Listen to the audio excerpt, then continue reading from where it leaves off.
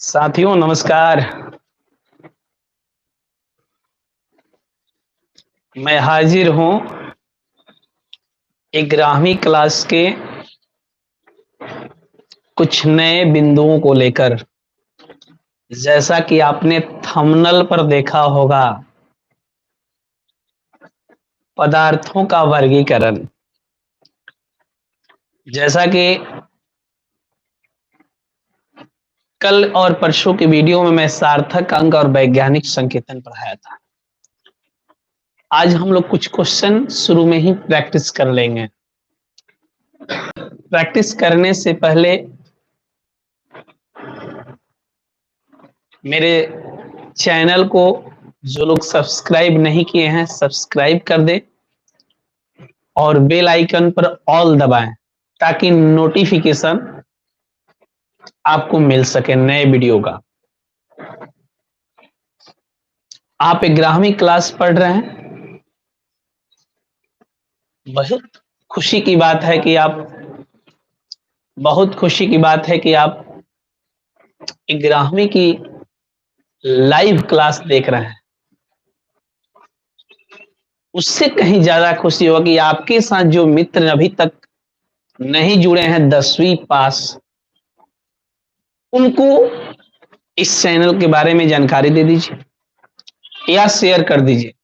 अपना कर्तव्य जो है निभाइए कर्मठ और सुयोग्य तरीकों से। आप कमेंट कर दे कौन कौन से लोग लाइव आ गए हैं, मैं अब आपके कमेंट को पढ़ूंगा।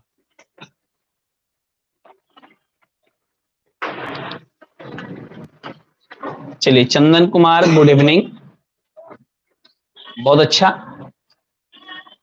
जो लोग अभी तक नहीं जुड़े हैं फटाफट लाइव क्लास में जुड़ जाएं, वीडियो को शेयर कीजिए। और मैं यहां से ऑब्जेक्टिव क्वेश्चन प्रारंभ कर रहा हूं। क्या सभी लोग तैयार हो गए? तो आप फटाफट कमेंट कीजिए ताकि हम प्रारंभ कर दें।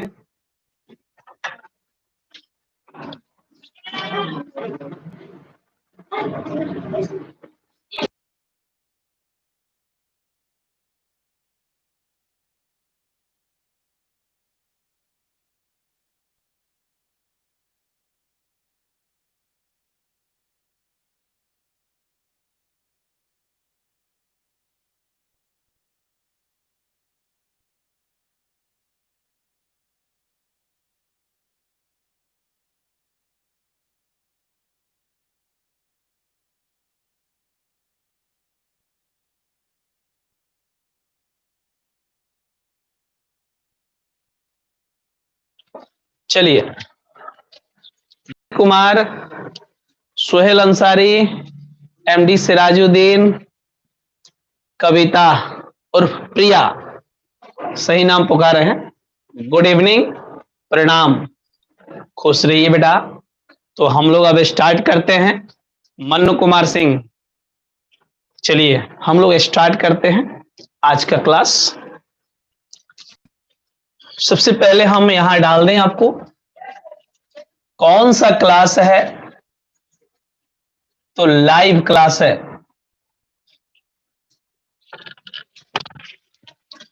ये पता होनी चाहिए कि आज मौसम बहुत खराब है बिहार में, बारिश की छोटी छोटी बूंदें आ रही हैं। एकदम मैथ होगा बेटा, समय पर होगा,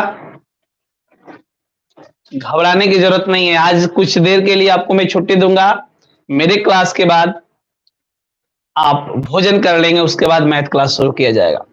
घबराए नहीं, मजे मजे चलना है।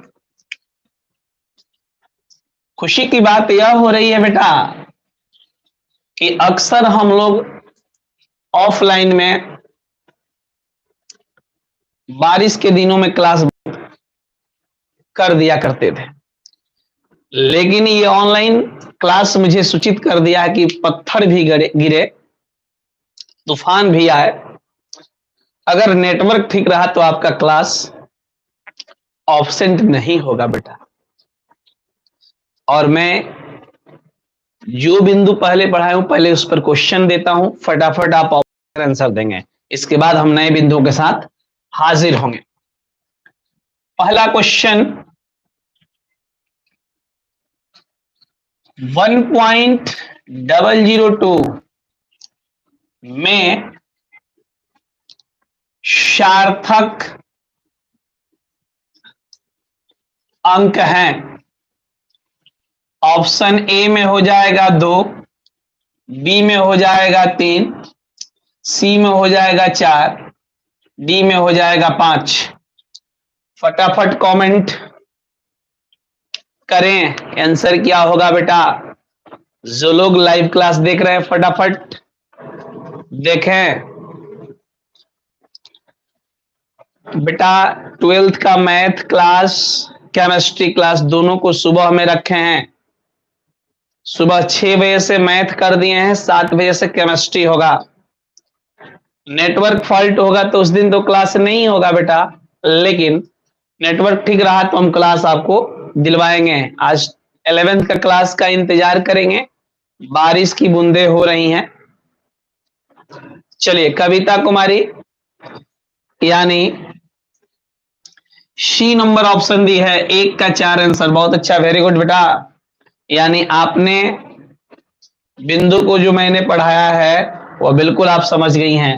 चलिए हम आगे बढ़ते हैं अगले क्वेश्चन की ओर। बहुत अच्छा, विकी कुमार, चंदन कुमार, बहुत खूब। 6.003 में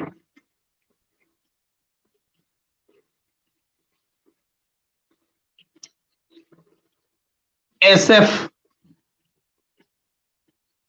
कितने होंगे।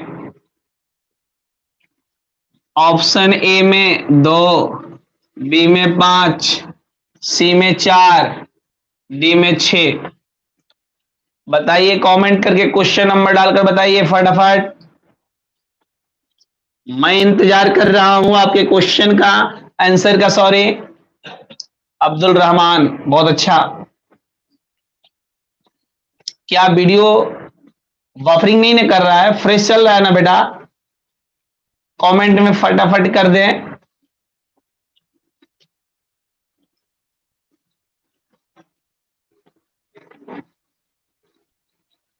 अमित कुमार, हेलो, हाय, बिल्कुल आपकी नेटवर्क ठीक होगी, कोई दिक्कत नहीं होगा बेटा। मंटू कुमार, 2 का ए,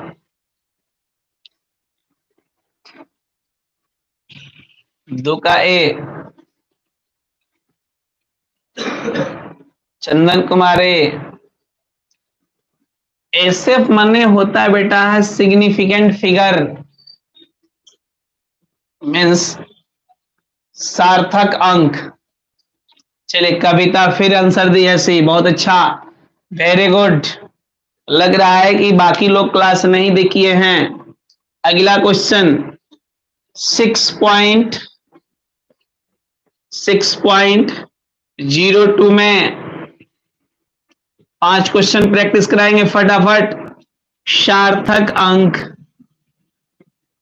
है बेटा ऑप्शन ए में 3, ऑप्शन बी में 2, ऑप्शन सी में 1, ऑप्शन डी में 0।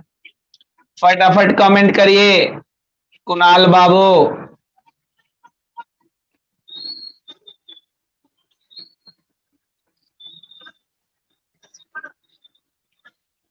सिक्के नरवा छोटन,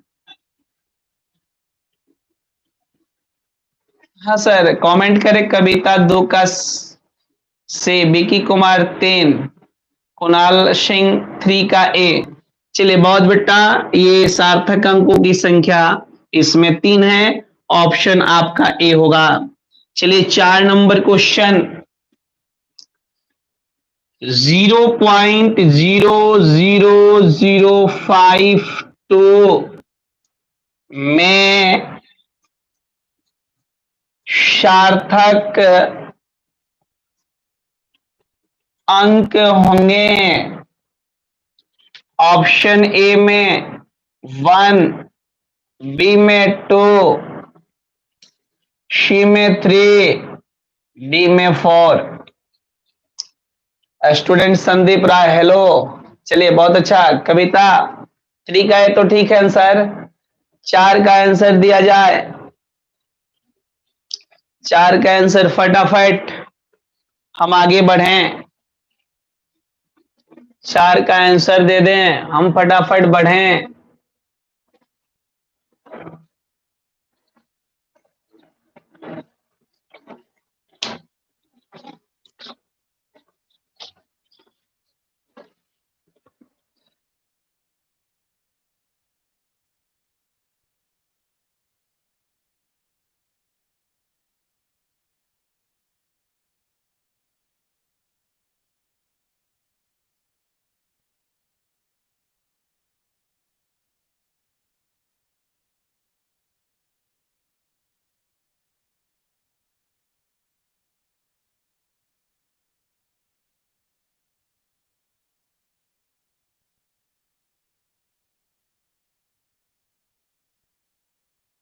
चलिए 4 का भी, वाह क्या बात है, बहुत अच्छा। अच्छा बोलिए सर, आपका नाम जो लिख रहा है सिक्के नरवा छोटन, आपका रियल नाम क्या है? अपने लाइव चैट में नाम लिखिए। हम ऐसे क्या कितने देर तक पढ़ते रहेंगे? सर थोड़ी देर हो गई आने में, कोई बात नहीं है, जो छूट गया होगा आप वीडियो को बाद में देख सकते हैं। अच्छा एक बात बताते हैं बेटा, पुराने वीडियो को आपके नहीं मिलता होगा, एक दिन बाद मिलता है। आप प्ले स्टोर में चले जाएंगे, सॉरी प्लेलिस्ट में, प्ले स्टोर नहीं प्ले लिस्ट में जाइएगा तो वहां 11वीं का सब वीडियो दिखाएगा, लाइव वीडियो लिखा होगा, आप क्लिक करेंगे आप उसमें पार्ट बाय पार्ट देख सकते हैं। प्लेलिस्ट में जाना होगा, कोई भी वीडियो अगर आज का है, चाहते हैं कि क्लास लाइव खत्म हो गया देखना हो तो प्लेलिस्ट में जाकर करें। चलिए मन कुमार सिंह 4 का भी, बहुत अच्छा बेटा। आखिरी क्वेश्चन में बता दूं, आखिरी क्वेश्चन, आखिरी क्वेश्चन, तैयार हो जाइए, तैयार हो जाइए। चले हम देखिए 1/0.6 में 4 सार्थक अंक बतावें। जैसे ये बात होगा ऑप्शन ए होगा 1.66, बी में 1.6666, सी में 1.066 और डी में नॉन। चलिए 5 नंबर बनाइए थोड़ा क्वेश्चन, ठीक है। विगेश नमस्कार सर, बहुत अच्छा, नमस्कार, बहुत अच्छा बेटा।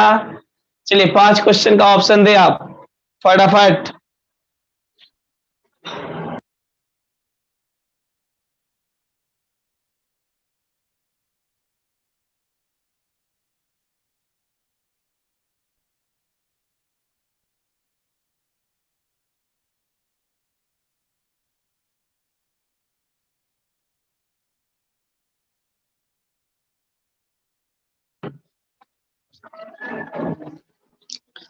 चलिए विकेश 5 का सी। बेटा ढूंढो 5 का सी। मैं इस क्वेश्चन का इंतजार करूंगा, सोल्यूशन भी करूंगा बेटा। सही सही आंसर ढूंढ कर बताओ क्या होगा।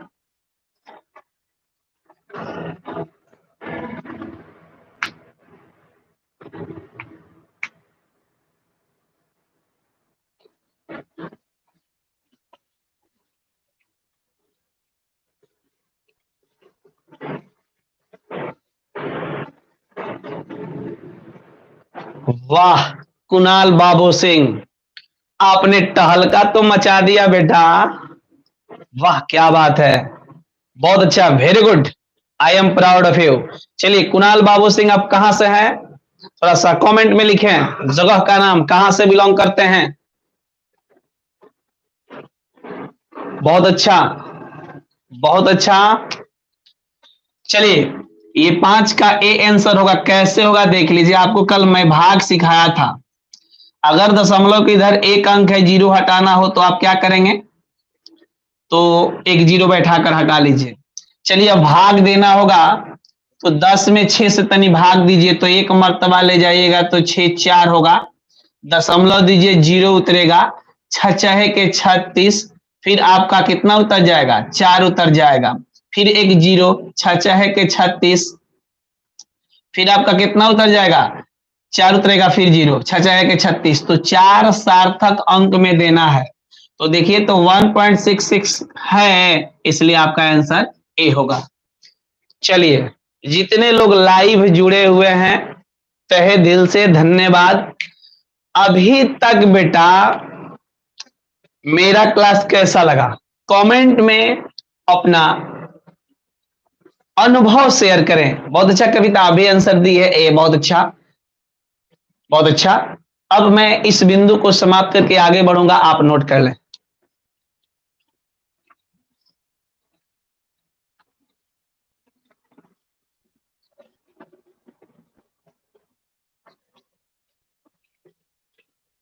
मिटा देते हैं। और स्लो चलने का बेटा कारण है,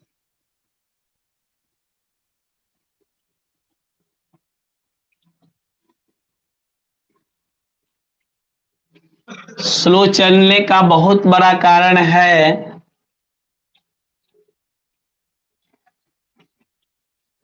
क्योंकि मैं लाइव क्लास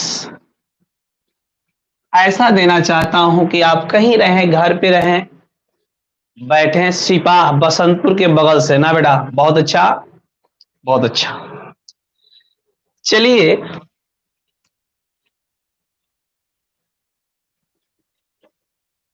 यूनिट 1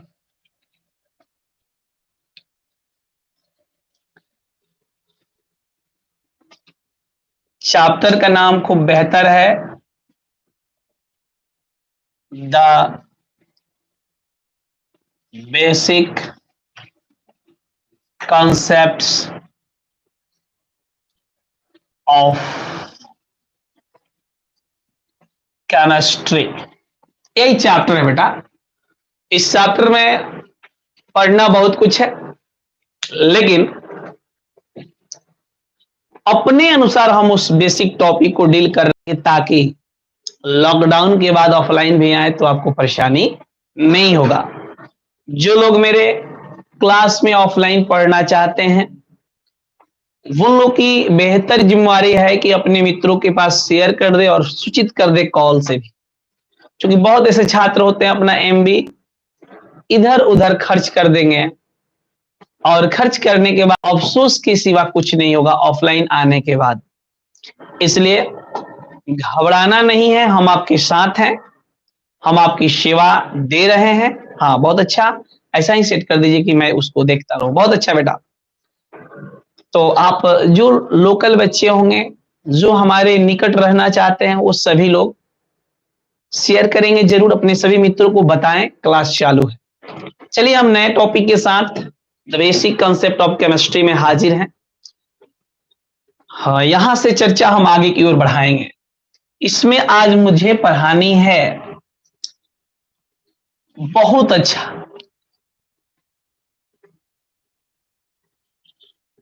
मैटर।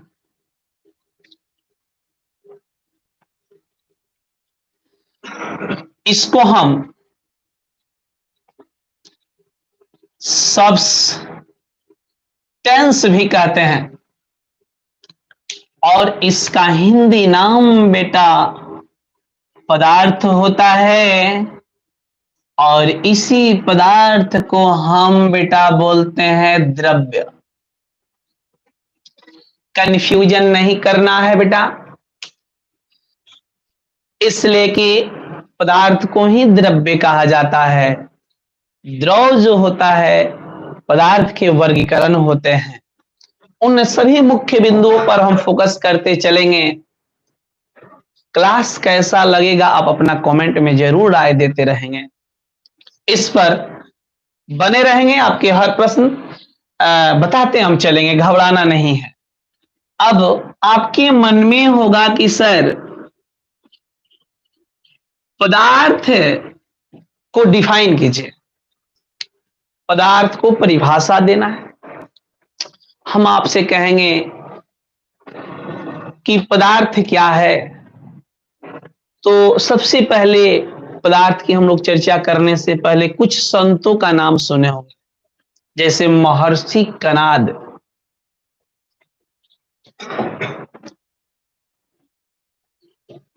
जब शुरुआत संतों से हुई तो जो वस्तु जो पदार्थ मिलते हैं, तो अपने विवेचनाओं के अनुसार उन्होंने पदार्थ को कहा था कि 5 तत्वों से मिलकर बना है। अब वो कौन कौन सा तत्व होगा बेटा, तो सबसे पहले होगा उसमें वायु, सब याद कर लेंगे, जल,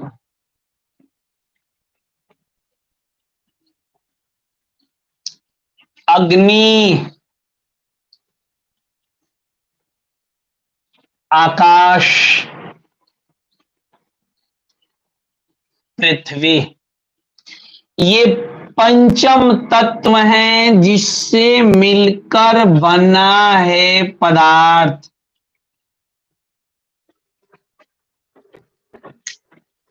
आशा है कि बेटा प्रिय छात्र, मैट्रिक पुत्र, छात्र एवं छात्राओं मेरी बातों को तहे दिल से समझ गए होंगे।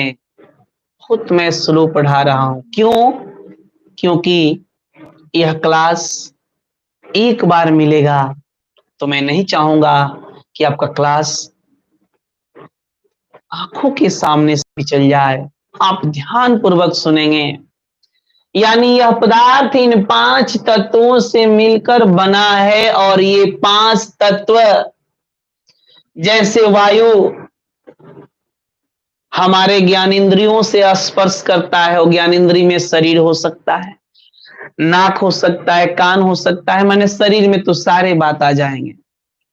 जल, वो भी हम उसे अपने ज्ञानेंद्रियों से स्पष्टीकरण कर लेते हैं। अग्नि, हम अग्नि को भी स्पर्श कर लेते हैं। आकाश, उसे भी हम महसूस कर सकते हैं। पृथ्वी, जिस पर हम खड़े हैं बेटा, तो अब बताइए कि उससे मिलकर पदार्थ बना है। तो इन सभी चीजों में बेटा कुछ वजन होता है, भार होता है, जिसको द्रव्यमान कहा जाता है। जिसमें द्रव्यमान हो और हम अपने ज्ञानेंद्रियों से उसे महसूस कर सकें, जहां उसको हम रख दें वहां जगह जब छेक ले बेटा,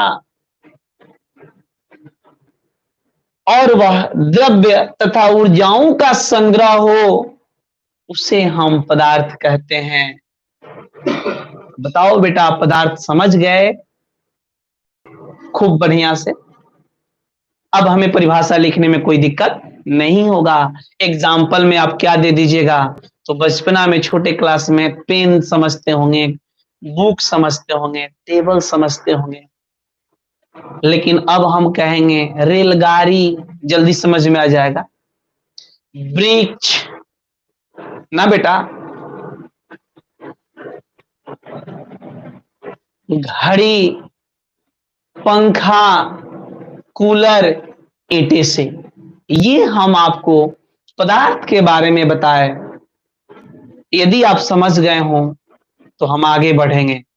कमेंट में कुछ लिखें, मैं आपकी कमेंट को इंतजार कर रहा हूं।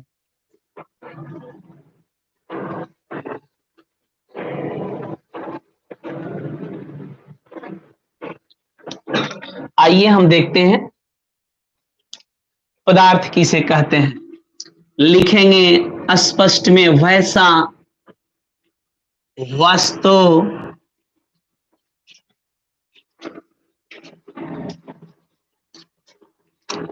जिसे हम अपने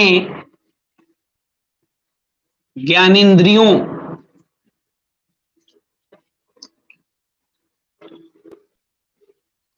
से स्पर्श कर सकें, जिसमें कुछ द्रव्यमान वह स्थान को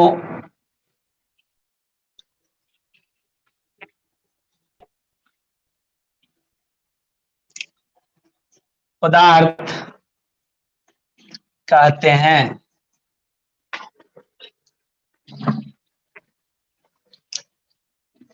इसे द्रव्य भी कहा, आप इसको नोट करें।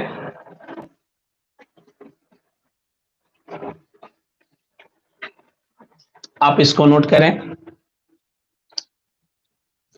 एग्जाम्पल में हो जाएगा रेलगाड़ी,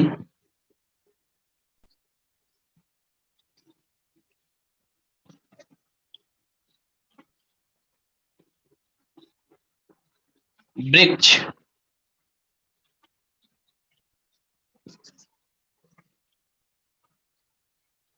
उसके बाद हो जाएगा कूलर, मेज, पत्थर, एटीसी। आप इन सभी बातों को लिखते हुए चलेंगे। क्या समझ गए बेटा? बहुत अच्छा, हम आपके कमेंट को पढ़ दें। Chandan Kumar very good sir, Anuj Kumar Das प्रणाम सर, खुश रहिए। Kunal Babu Singh very good, super class sir. Ayush Kumar very good, Amit Kumar ji sir, Abdul Rahman yes sir, Vikesh ji sir, Kavita yes sir, student Sandeep Rai table. क्या बात है, आप अपने स्तर से लिख सकते हैं। जैसे इतने बात बेटा आपको समझ में आ जाएगा, तब हम कहेंगे, यहां हेडिंग डाल देंगे पदार्थों का वर्गीकरण। पेन कॉपी रखेंगे, बारी बारी से नोट करते चलेंगे। पदार्थों का वर्गीकरण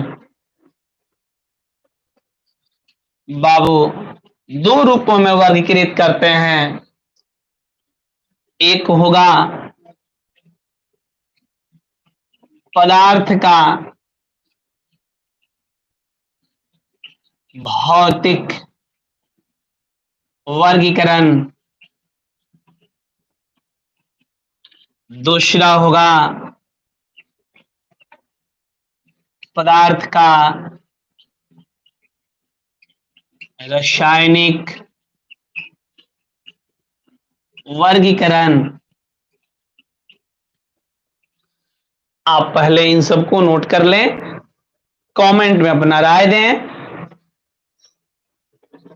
फिर हम आगे बढ़ते हैं।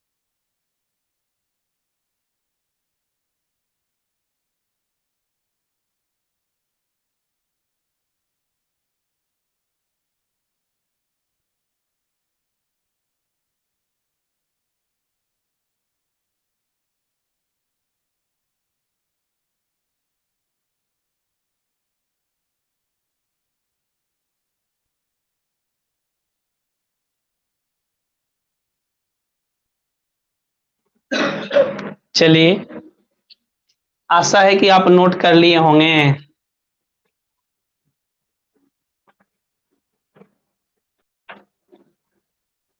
चलिए, बहुत अच्छा। अनुज कुमार दास कह रहे हैं सर फिजिक्स भी पढ़ाइए। अच्छा बेटा, अभी जरूरत पहले एक सब्जेक्ट का है, पहले हम आगे बढ़ाएं, फिजिक्स भी चालू होगा, घबराने की जरूरत नहीं है। पहले ये सभी लोग बताएं आगे बढ़ने से पहले कि मैं जो पदार्थ के बारे में आपको पढ़ाया कैसा लगा आपको।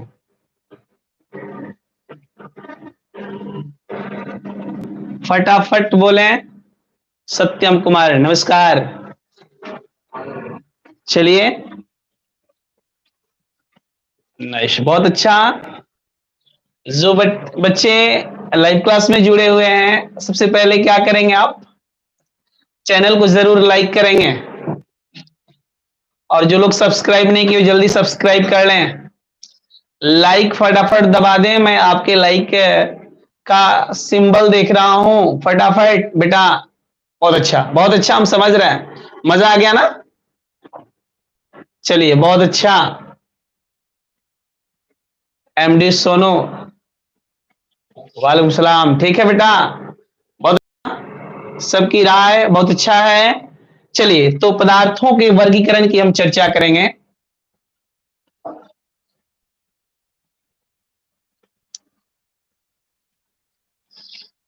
पदार्थों का वर्गीकरण, पदार्थों का वर्गीकरण हम चर्चा कर रहे थे, दो रूपों में होता है, पदार्थों का भौतिक वर्गीकरण, पदार्थों का रासायनिक वर्गीकरण। ये दोनों वर्गीकरण की हम चर्चा करेंगे और अपने अंदाज में हम पढ़ाते चलेंगे। अब तो मिटा दें बेटा, हम आगे बढ़ते हैं। बहुत स्लो बोलेंगे इसलिए कि ऑफलाइन क्लास कब तक बंद रहेगा ये क्लियर नहीं है बेटा, लेकिन ऑनलाइन हम दे तो ऑफलाइन जैसा दे, आपकी हर समस्याओं का हम निदान करते चलें।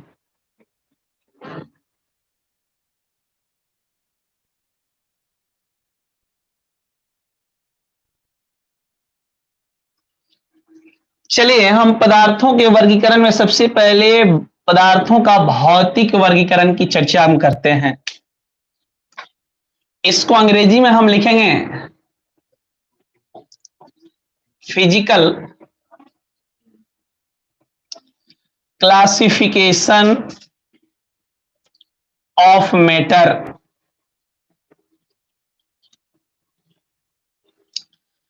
यानी पदार्थों का भौतिक वर्गीकरण। देखो बेटा,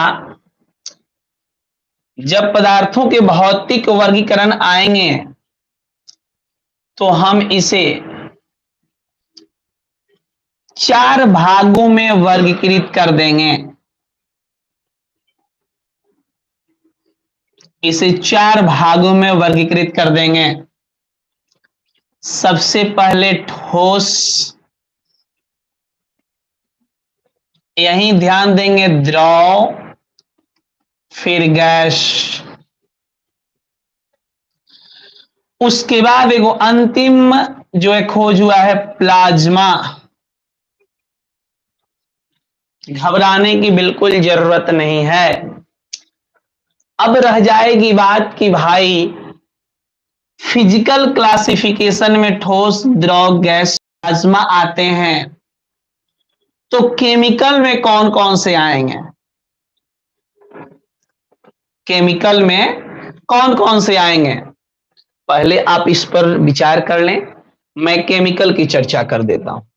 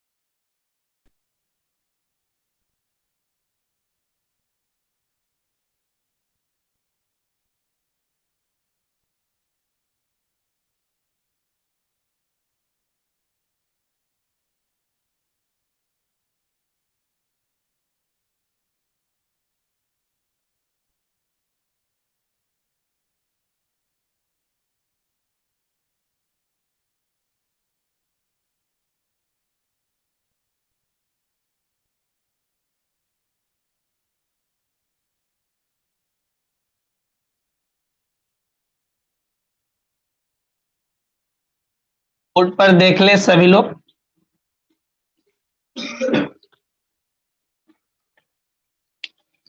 अब हमें बतानी है chemical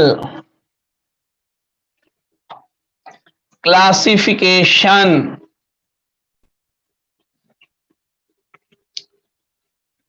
of matter. Chemical classification of matter यानी पदार्थों का रासायनिक वर्गीकरण। देखिए, पदार्थों की जो रासायनिक वर्गीकरण होगा वह 2 रूपों में होगा। सबसे पहले होगा शुद्ध पदार्थ। शुद्ध पदार्थ, और इनके 2 भाग होंगे। तत्व होंगे, यौगिक होंगे। उसके बाद होगा बेटा मिश्रण। मिश्रण में 2 तरह के होंगे, समांग मिश्रण और बेटा विषमांग मिश्रण। बहुत बढ़िया से देखते चलिए। देखने के साथ अब तत्व भी जो होंगे 3 तरह के होंगे, धातु, अधातु, उपधातु। यौगिक भी होगा, कार्बनिक यौगिक, अकार्बनिक यौगिक।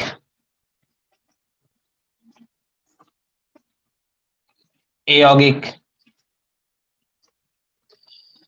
चलिए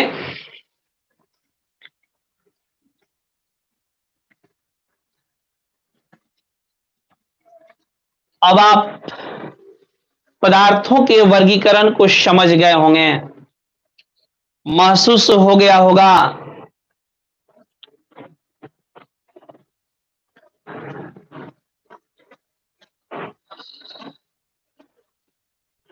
अब हमें आप बताएं कि बारी बारी से हम सबको डील करते चले जाएं। तो आप दो तरह के डील करेंगे, कॉपी में पार्ट बाय पार्ट बना लीजिए, सबको परिभाषित कर दीजिए, तो हम मिटा मिटा कर सबका परिभाषा लिखेंगे। यदि आप कहिएगा कि बोलकर सर लिखा दीजिए तो मैं बोलकर भी लिखा दूंगा, कहिएगा कि सर परिभाषा दे दीजिए तो हम परिभाषा भी दे देंगे। यानी इस पर नोट करा देंगे, अपना राय फटाफट कमेंट में दें, जैसा लगे वैसा। चूंकि बहुत सारा बिंदु है, बिंदु नंबर 1 2 3 4 5 6 7 8 9 10 11 12 13 14 15 गो बिंदु होगा। एक एक मिनट भी लगेगा तो 15 मिनट लगेगा, लेकिन ऑनलाइन क्लास है। हम 15 बिंदु एक बार कैसे खत्म कर सकते हैं, अगर बोलेंगे तो और इजी होगा, समय कम लगेगा। क्योंकि 9 बजने में 10 मिनट कम है, आप बोलते रहें कि मैं क्या करूं, सबको डिफाइन में करते चलूं। बोलकर लिखाइए सर, बहुत अच्छा सत्यम बाबू। ठीक है, आप सभी लोग तैयार हो जाएं, मैं लिखाने की प्रारंभ करता हूं।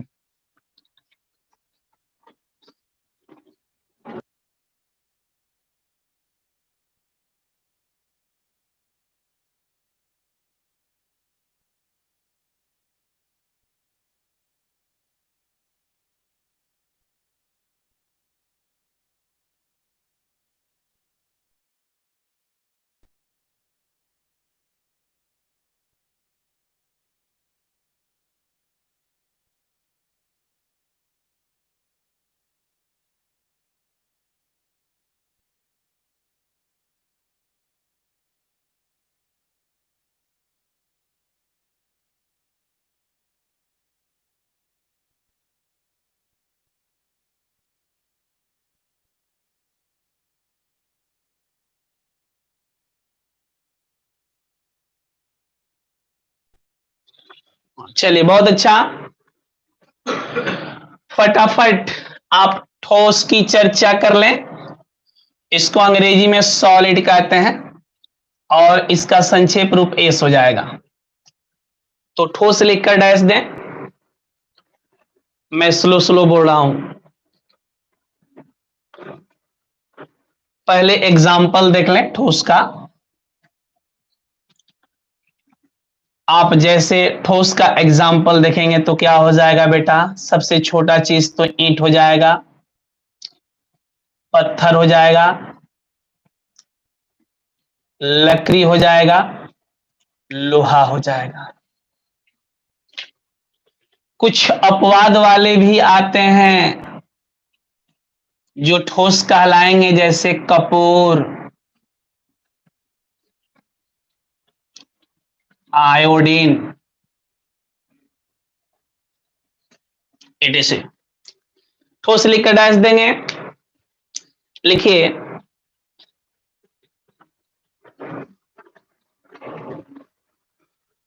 किसी पदार्थ का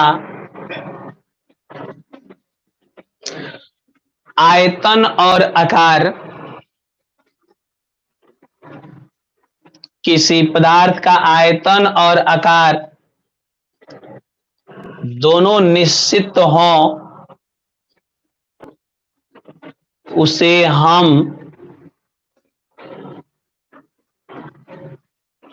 ठोस कहते हैं। उसे हम ठोस कहते हैं। जैसे ईंट, पत्थर, जैसे ईंट, पत्थर, लकड़ी, लोहा। अपवाद में लिख लीजिए Kapoor, iodine, Kapoor, iodine, Kapoor, iodine, Kapoor, iodine, Kapoor, iodine. चलिए, ये नोट कर लिए हैं।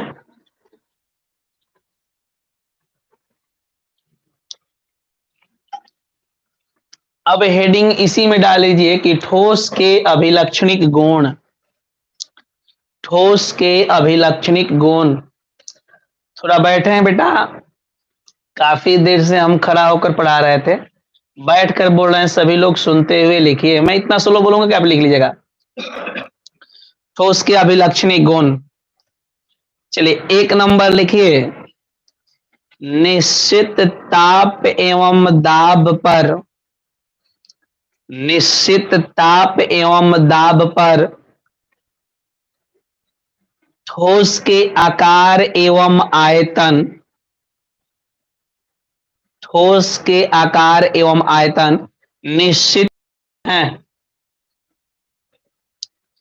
2 नंबर लिखिए, ठोस पर यदि बाहरी बल न लगाया जाए, 2 नंबर लिखिए, ठोस पर यदि बाहरी बल न लगाया जाए इसके आकार एवं आयतन में, तो इसके आकार एवं आयतन में, तो इसके आकार और आयतन में परिवर्तन लगभग न के बराबर होगा, परिवर्तन लगभग न के बराबर होगा। फिर से एक बार रिवीजन कर दें, कोई मिस्टेक नहीं करेगा। ठोस पर यदि बाहरी बल न लगाया जाए तो इसके आकार एवं आयतन में परिवर्तन लगभग न के बराबर होगा, परिवर्तन लगभग न के बराबर होगा। तीसरा बिंदु नोट कर लें, ठोस पर दाब का कोई विशेष प्रभाव नहीं पड़ता है, ठोस पर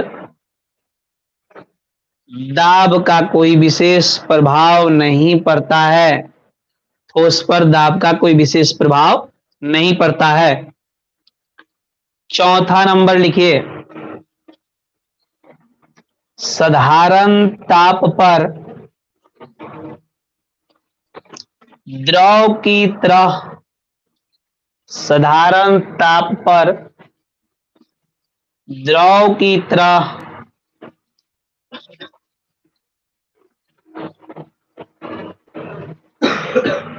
पुनः एक बार रिवीजन कर दें, कहीं कोई शब्द छूट गया है। साधारण ताप पर ठोस कोमा द्रव की तरह वाष्पित नहीं होते हैं, वाष्पित नहीं होते हैं और न ही गैस के सदृश विसरित होते हैं, नहीं गैस के सदृश विसरित होते हैं। इसमें ठोस के 3 अपवाद जरूर याद रखेंगे, 2 तो मैं लिखा दिया हूं, आयोडीन, कपूर, एक और नोट कर लीजिए, नैप्थेलिन, नैप्थेलिन, नैप्थेलिन। चलिए हम जो है ठोस लिखा दिए, कमेंट में लिखिए कि अभी मैं जो पढ़ाया हूं आप लोगों को कैसा लगा।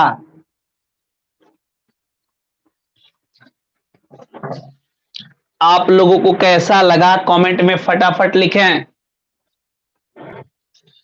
चलिए आयुष, अच्छा सर, बहुत अच्छा। चलिए अब द्रव की हम चर्चा कर दें।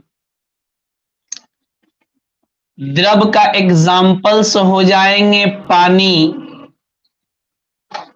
तेल, दूध, अल्कोहल।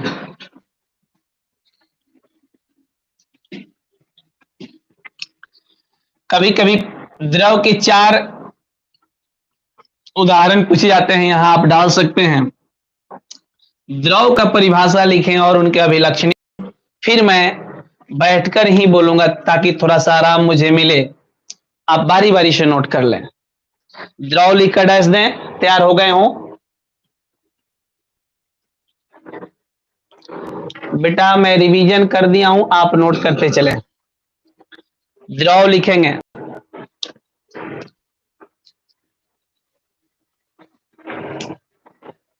किसी पदार्थ का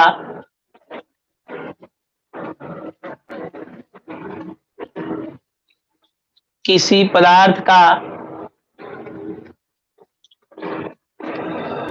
आयतन निश्चित, किसी पदार्थ का आयतन निश्चित, आयतन निश्चित, आयतन निश्चित लेकिन आकृति अनिश्चित हो,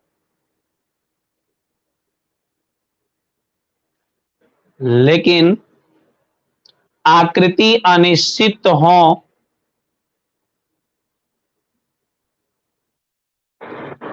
अनिश्चित हो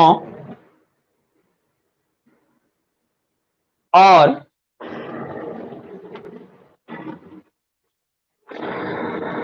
द्रव को जिस पात्र में रखा जाता है, और द्रव को जिस पात्र में रखा जाता है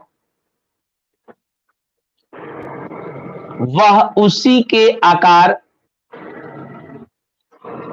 वह उसी का आकार ग्रहण कर लेता है,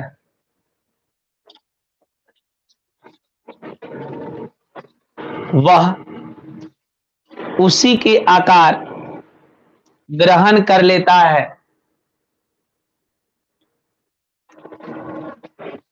उसे हम द्रव्य कहते हैं, उसे हम द्रव कहते हैं। द्रव्य निकल गया, द्रव्य मीन्स पदार्थ, द्रव मीन्स पानी, उसे हम द्रव कहते हैं। एग्जाम्पल नोट कर लें, अभिलक्षणी गुण होकर लिखने के लिए तैयार हो जाएं, मैं बोलूंगा। अफरोज सर कमेंट कर रहे हैं, सर पानी आ रहा है।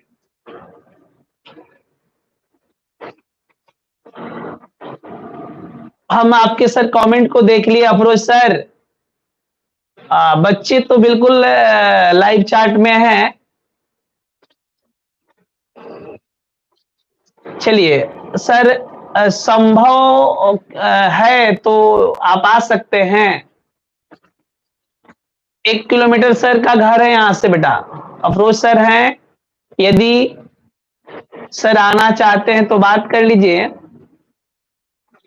सर बोलिए, कमेंट में लिखिए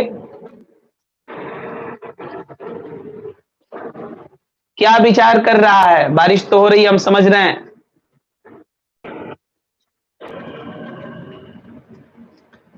बिट्टू कुमार कह रहे हैं द्रव और द्रव्य में क्या अंतर है बेटा। द्रव, द्रव्य, द्रव्य बोलते हैं पदार्थ को जिसको हम सब्सटेंस या मैटर कहते हैं, द्रव को लिक्विड कहते हैं।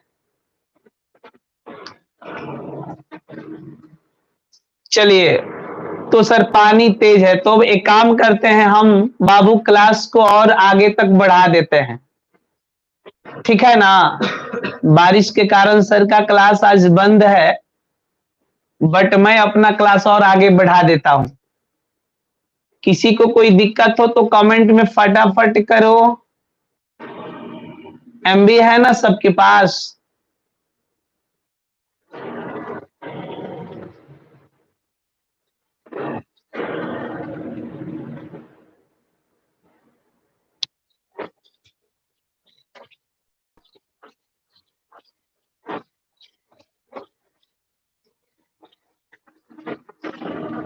चलिए, द्रव्य के अभिलक्षणी गुण को लिखिए।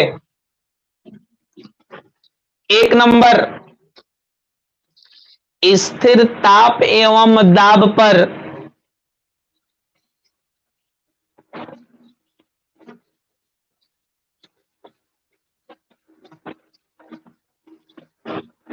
स्थिर ताप एवं दाब पर,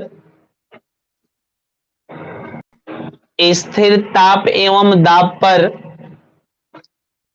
द्रव का आयतन निश्चित एवं, स्थिर ताप एवं दाब पर द्रव का आयतन निश्चित एवं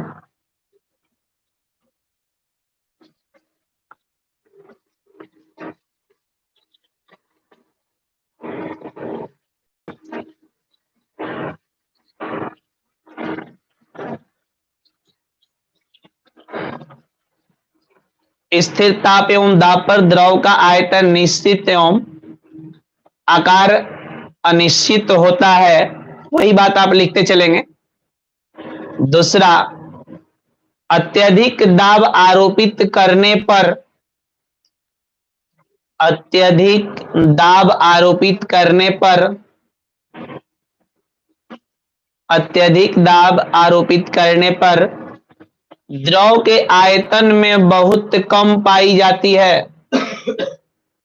अत्यधिक दाब आरोपित करने पर द्रव के आयतन में बहुत कम कमी पाई जाती है, बहुत कम कमी पाई जाती है।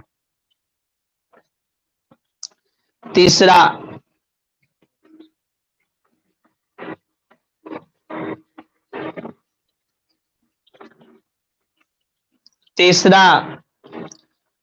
द्रवों को ठंडा करने पर ठोस अवस्था में आते हैं।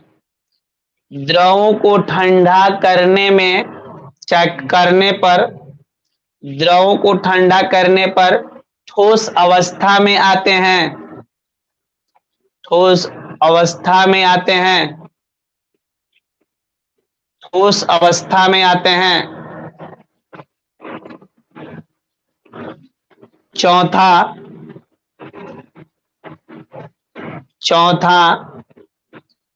प्रत्येक ताप पर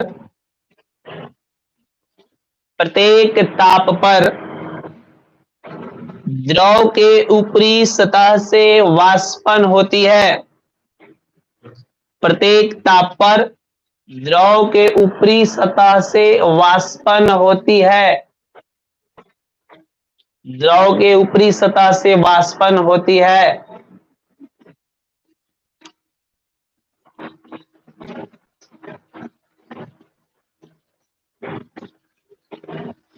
पांचवा, एक छोटा सा और नोट कर लेंगे।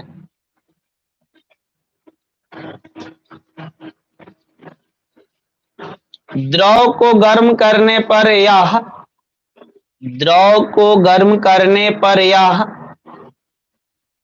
एक निश्चित आयतन, द्रव को गर्म करने पर यह एक निश्चित ताप पर उबलता है। द्रव को गर्म करने पर यह एक निश्चित ताप पर उबलता है।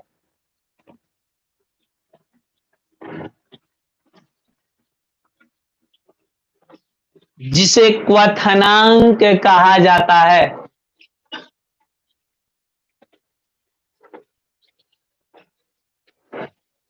जिसे क्वथनांक कहा जाता है, जिसे क्वथनांक कहा जाता है। NOTE नोट, अलग से इसी में नोट लिख लेंगे।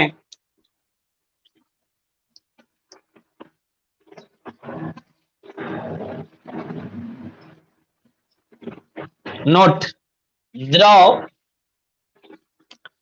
गुप्त ताप प्राप्त कर, द्रव गुप्त ताप प्राप्त कर वाष्प में बदलता है, वाष्प में बदलता है, वाष्प में बदलता है, वाष्प में बदलता है। चलिए, द्रव तो मैं लिखा दिया, अब हो गया बेटा gas. Gas,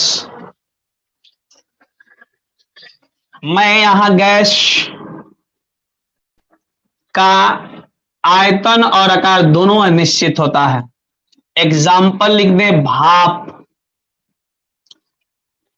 hydrogen, oxygen, nitrogen, etc। ये कुछ एग्जाम्पल्स हैं गैस का, ये नोट कर लेंगे, मैं परिभाषा बता रहा हूं। चलिए, टाइम हमारे पास 1 घंटा और बढ़ गया। जितने लोग लाइव चैट पर हैं एक बार बताएं कि सभी लोग सोए नहीं ना हैं, ऑनलाइन है ना बेटा, क्लास कर रहे हैं ना? फटाफट बोलें, कमेंट में करें ताकि मैं गैस लिखाकर आगे बढ़ूं।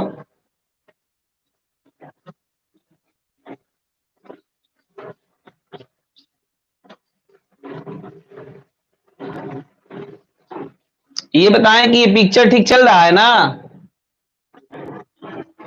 आप कमेंट करें, फिर मैं आपकी क्लास को आगे बढ़ाता हूं।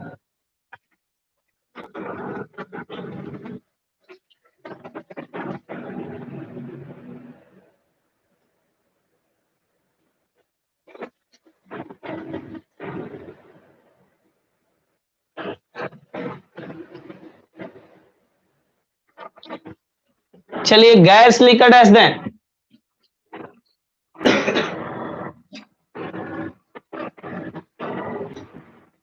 लिखिए जब किसी पदार्थ का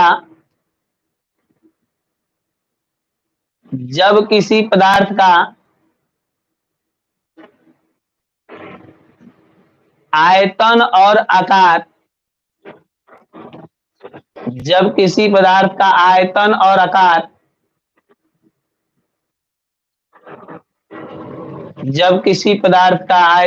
आकार जी सर, हम आपकी कमेंट को देख लिए, वीडियो पूरा क्लियर आ रहा है। कुछ बच्चे भोजन करने चले गए हैं, इसलिए मैं थोड़ा सा क्लास बढ़ाकर आज इसको समाप्त कर देते हैं।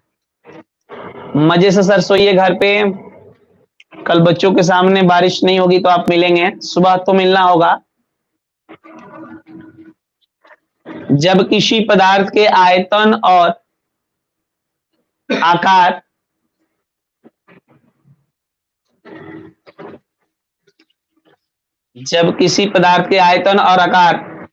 दोनों अनिश्चित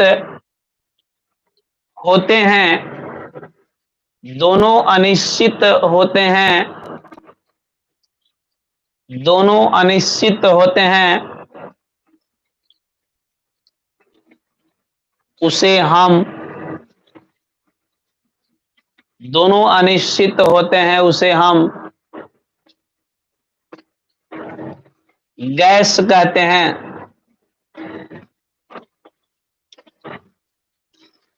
एग्जाम्पल हम बोले हैं भाप, हाइड्रोजन, ऑक्सीजन, नाइट्रोजन, एटसे।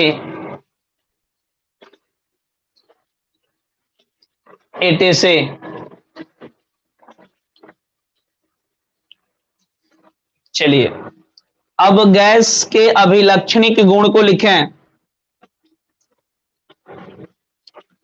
गैस के अभिलक्षणिक गुण को लिखें। गैस के अभिलक्षणिक गुण को लिखें।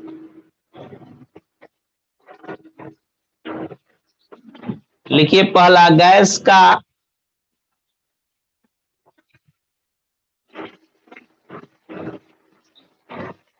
तो आकार और न ही आयतन निश्चित होता है। न तो आकार न तो आयतन निश्चित होता है। इनाम हुसैन बोलिए, क्या बात है बेटा?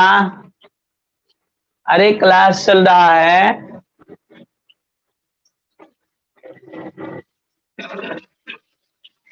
चलिए दूसरा, ताप के वृद्धि से गैस का आयतन बढ़ता है। ताप के वृद्धि से गैस का आयतन बढ़ता है। ताप के वृद्धि से गैस का आयतन बढ़ता है। गैस का आयतन बढ़ता है। तीसरा, गैस में विसरण के गुण पाए जाते हैं। गैस में विसरण के गुण पाए जाते हैं।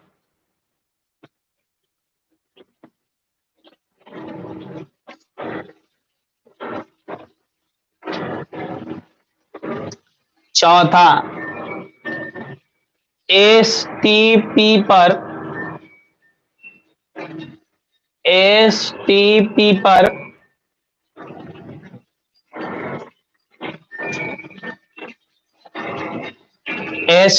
पर गैसों के एक मोल का आयतन सभी गैसों